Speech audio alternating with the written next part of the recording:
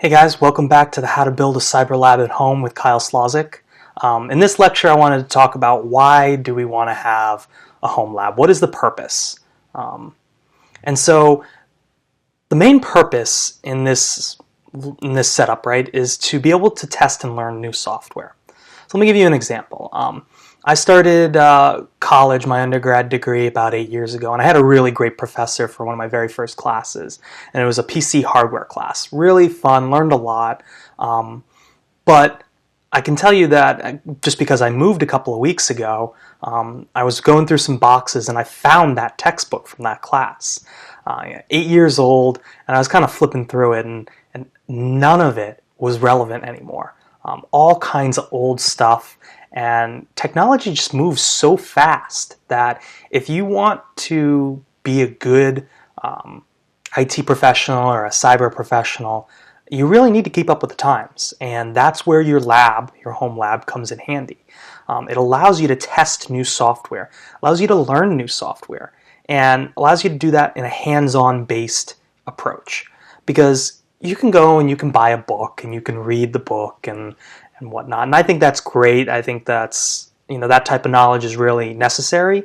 But the hands-on knowledge, the hands-on capabilities is what I think employers and look for, and what other cyber professionals are looking for in their colleagues. So that's why I've had a lab for forever. And to another point, testing dangerous software. From a cyber's perspective, we deal with potentially dangerous software all the time, right? Whether that be hacking software, things like Metasploit and anything on Kali Linux. Those are designed to break into systems. You want to be able to have that in a separate area. That way, if you break something, it's not that big of a deal. Again, too, with preventing harm to your critical systems. Now, whether that be in an enterprise environment or your home environment, example, you don't want to, if you're looking at malware, you're looking at a sample of malware, you probably don't want to be looking at that software on the same machine that you do your taxes on. It's just not safe. Same thing with, in an enterprise system, right? You don't want to be doing that on your production system. So having some way to separate production from a test in an enterprise setup, that's the importance, that's the beauty of having a lab.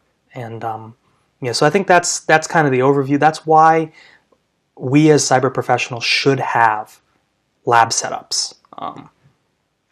So that's it. If you have questions about the course so far, please make sure you put them up in the discussion area, and we'll see you in the next section. See ya.